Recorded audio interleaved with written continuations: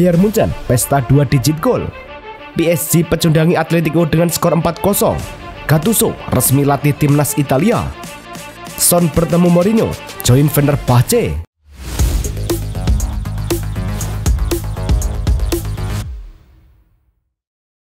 Halo Soccer Mania, kembali lagi di Blessing Soccer News. Kali ini kami sudah siapkan berita-berita terbaru seputar dunia sepak bola. Tentunya untuk kalian semua, selamat menyaksikan.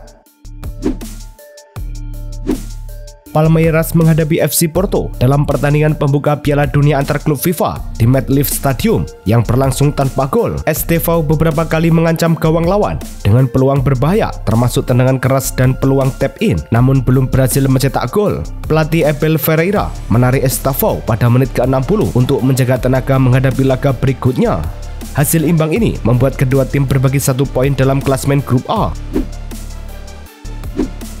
Bayer versus Auckland pada laga grup C di TKL Stadium. Bayer sudah tancap gas sejak menit awal. Alhasil mereka sudah unggul pada menit ke-6 lewat Kingsley Coman. Bayer yang terus menggempur menambah 3 gol dalam rentan 3 menit. Dimulai dari gol Sacha Boey di menit ke-18.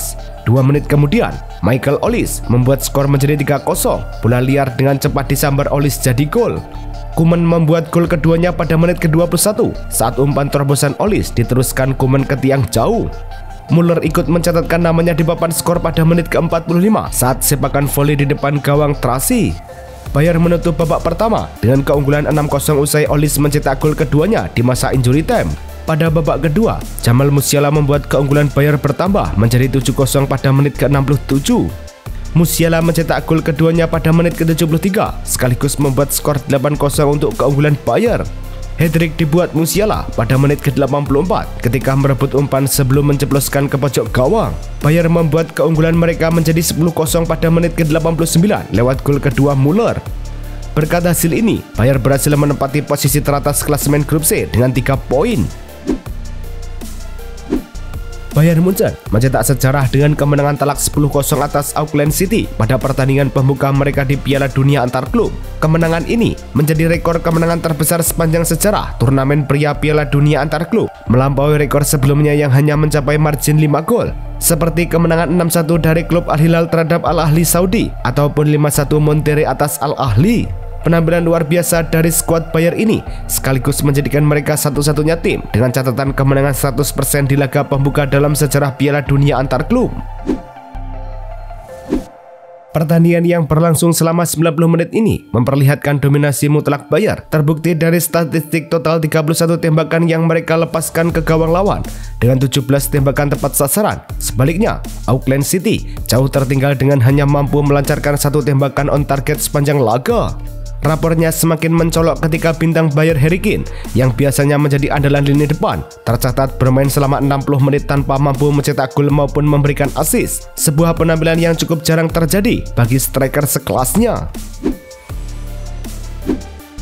Sorotan utama pertandingan jatuh pada Jamal Musiala yang baru kembali dari cedera, berhasil mencetak hat-tricknya hanya dalam 23 menit setelah masuk sebagai pemain pengganti. Musiala menunjukkan kemampuan luar biasa dengan gol penalti dan gol indah khasnya. Kemenangan ini juga menandai debut cemerlangnya pasca absen selama 72 hari akibat cedera hamstring. Setelah cedera serius di awal April, Jamal Musiala bekerja keras untuk pemulihan dan memastikan dirinya fit tepat waktu untuk turnamen bergengsi ini. PSG menghadapi Atletico Madrid di Rose Bowl pada lanjutan Piala Dunia antar klub. PSG membuka keunggulan pada menit ke-19, sepakan Fabian Ruiz berakhir di pojok gawang. Jelang babak pertama berakhir, PSG menambah keunggulan dari serangan balik. Vitina menaklukkan Jan Oblak. PSG mencetak gol ketiga pada menit ke-87, sepakan keras Seni Mayulu berakhir di pojok kiri bawah gawang. PSG mendapatkan penalti pada masa injury time. Lee Kang-in maju sebagai eksekutor dan sukses menjalankan tugasnya. Kemenangan ini menempatkan PSG di puncak grup B dengan 3 poin. PSG terus menunjukkan performa luar biasa di tahun 2025 dengan mencetak total 105 gol, menjadikan mereka tim paling produktif di antara klub-klub top Eropa. Selain itu, PSG sukses memenangkan 3 pertandingan terakhirnya di semua kompetisi secara beruntun dengan agregat skor 12-0, menegaskan status mereka sebagai tim paling garang dan tak terbendung musim ini. Kehebatan PSG tidak hanya terlihat dari jumlah gol, tetapi juga dari dominasi mereka atas raksasa-raksasa Eropa seperti Barcelona dan Real Madrid yang masing-masing mencetak 102 gol dan 79 gol dalam periode yang sama. Pelatih kawakan Luis Enrique kembali menunjukkan kapasitasnya sebagai salah satu pelatih top dunia dengan catatan impresif, memenangkan lebih dari 10 pertandingan melawan dua pelatih besar, Ernesto Valverde dan Diego Simeone. Data resmi menunjukkan Luis Enrique berhasil mencatat 11 kemenangan melawan Valverde dan 10 kemenangan melawan Simeone. Sebuah pencapaian yang mengukuhkan dirinya sebagai pelatih yang sangat tangguh dalam menghadapi lawan terberat. Awal yang sempurna ini didapatkan di ajang Piala Dunia antar klub. Gelandang PSG Vitinha tampil gemilang dalam pertandingan melawan Atletico Madrid. Vitinha tidak hanya mencetak satu gol penting yang menggandakan keunggulan PSG sebelum babak pertama usai, tetapi juga menunjukkan dominasi di lini tengah dengan persentase operan sukses mencapai 98,3%. Penampilan gemilang tersebut membuatnya dinobatkan sebagai pemain terbaik pertandingan, Player of the Match, membuktikan bahwa dia adalah kunci keberhasilan PSG mendominasi pertandingan yang berakhir dengan skor meyakinkan 4-0. Gennaro Gattuso secara resmi ditunjuk sebagai pelatih baru tim nasional sepak bola Italia, menggantikan posisi Luciano Spalletti yang dipecat setelah hasil buruk dalam kualifikasi Piala Dunia. Pengumuman resmi ini disampaikan oleh Federasi Sepak Bola Italia FIGC pada Minggu. Gattuso menandatangani kontrak 1 tahun dengan potensi perpanjangan hingga Piala Dunia 2026 jika Italia berhasil lolos. Pelatih berusia 46 tahun tersebut diharapkan dapat mengembalikan kejayaan timnas Italia yang gagal lolos ke Piala Dunia 2018 dan 2022. Leonardo Bonucci resmi bergabung dengan staf pelatih tim nasional Italia di bawah asuhan Gennaro Gattuso pada Juni 2025. Bonucci yang sebelumnya sudah berperan sebagai asisten pelatih tim U21 Italia sejak Oktober 2024, kini mengemban tanggung jawab lebih besar sebagai asisten pelatih utama. Penunjukan ini terjadi bersamaan dengan pelantikan Gattuso sebagai pelatih kepala timnas Italia yang juga membawa serta tim pelatih berpengalaman seperti Luigi Riccio, Bruno Dominici, dan Dino Tenderini. Francisco Mauri, mantan staf pelatih Real Madrid, resmi bergabung dengan tim pelatih timnas Brasil sebagai asisten Carlo Ancelotti dalam persiapan menuju Piala Dunia 2026. Mauri menolak berbagai tawaran dari klub-klub Eropa untuk tetap mendampingi Ancelotti yang akan memimpin Selecao dengan harapan membawa Brasil meraih gelar dunia ke-6-nya. Kehadiran Mauri sebagai bagian dari tim teknis Brasil menandai komitmen Ancelotti dalam membangun kestabilan dan kontinuitas di kepelatihan tim nasional. Klub raksasa Turki Galatasaray dikabarkan serius ingin mendatangkan gelandang Inter Milan Hakan Çalhanoğlu dengan menyiapkan kontrak jangka panjang hingga tahun 2028 dan tawaran gaji mencapai 10 juta euro per tahun. Langkah ini merupakan usaha Galatasaray untuk mengembalikan bintang sepak bola Turki tersebut ke tanah airnya. Meski belum ada penawaran resmi yang masuk ke Inter, nilai transfer Çalhanoğlu diperkirakan mencapai angka antara 30 juta euro hingga 40 juta euro, di mana Galatasaray sudah mengajukan tawaran mendekati angka tersebut. Marc-Andre ter Stegen dilaporkan telah mencapai kesepakatan pribadi dengan klub asal Turki Galatasaray di tengah masa depan yang tidak menentu di Barcelona. Menurut laporan Mundo Deportivo, ter Stegen terbuka untuk tantangan baru setelah munculnya kemungkinan dirinya akan kehilangan posisi utama di Barcelona. Galatasaray sendiri sangat membutuhkan kiper berpengalaman dan siap memberikan gaji tinggi untuk mendatangkan ter Stegen. Saat ini, ter Stegen masih terikat kontrak dengan Barcelona hingga tahun 2028. Olympique Marseille tengah berupaya memperpanjang masa pinjam Ismail Bennacer dari AC Milan. Namun, negosiasi kontrak terhambat oleh tuntutan gaji Bennacer yang dinilai terlalu tinggi oleh manajemen Marseille. Menurut laporan dari Fabrizio Romano, terdapat kesepakatan verbal terkait perpanjangan peminjaman Bennacer. Tapi, pembicaraan soal gaji menjadi batu sandungan utama. AC Milan lebih menginginkan penjualan permanen Bennacer dengan nilai sekitar 16 juta euro, sedangkan Marseille berharap menghindari biaya tinggi tersebut dengan memperpanjang pinjaman. Lazio dikabarkan tengah merencanakan perpanjangan kontrak untuk gelandang berbakat mereka, Matteo Guendouzi, yang saat ini menjalani musim yang impresif bersama klub. Guendouzi telah menunjukkan performa konsisten dengan kontribusi 2 gol dan 3 assist di musim 2024-2025. Klub berharap perpanjangan kontrak ini dapat mengamankan masa depan pemain Prancis berusia 25 tahun tersebut hingga musim-musim mendatang dengan menawarkan kenaikan gaji sebagai pengakuan atas perannya yang kian vital di lini tengah.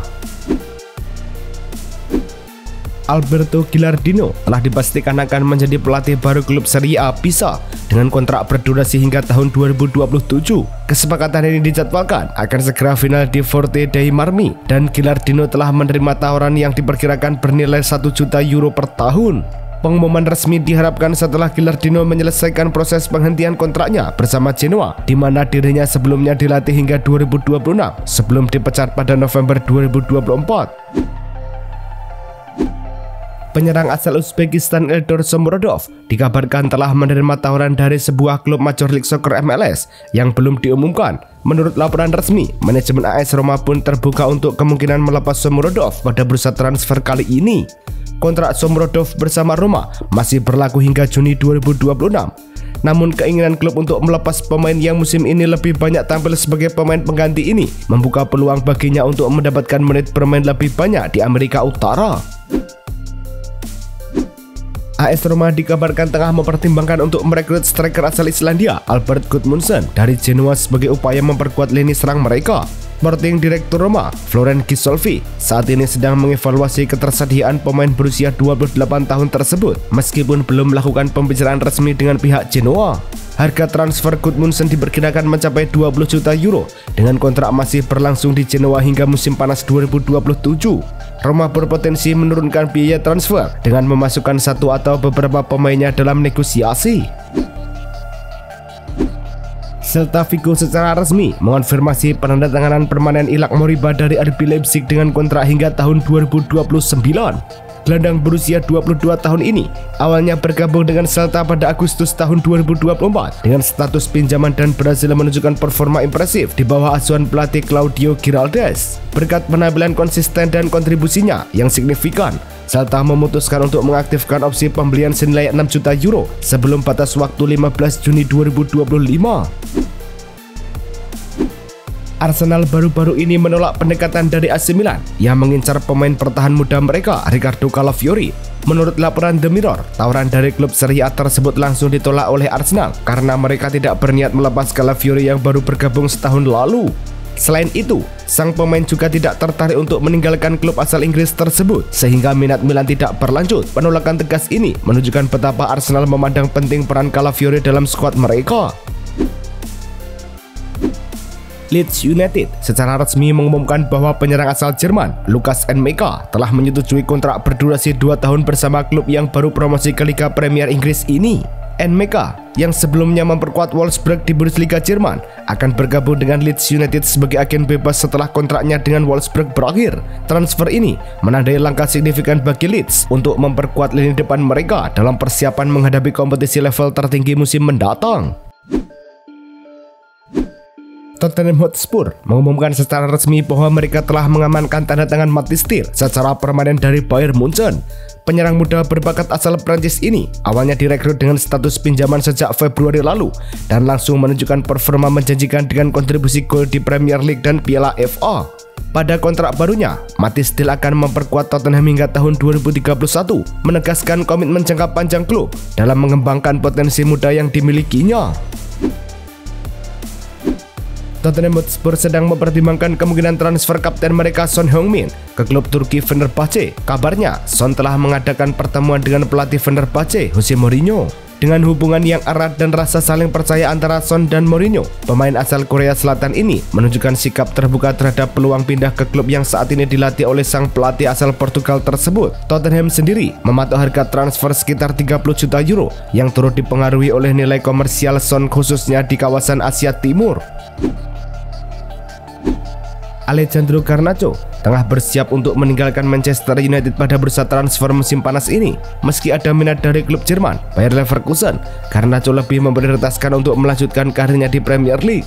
Kabarnya, tuntutan gaji membuat transfer Bundesliga menjadi sangat sulit, sehingga opsi terbaik bagi Garnacho adalah tetap di kompetisi Inggris. Manchester United diperkirakan akan mematok harga transfer Garnacho pada kisaran 40 juta pound sterling hingga 50 juta pound sterling. Itulah tadi kumpulan berita-berita terbaru dari kami. Simak terus berita-berita terbaru lainnya dan jangan lupa like, komen, dan juga subscribe.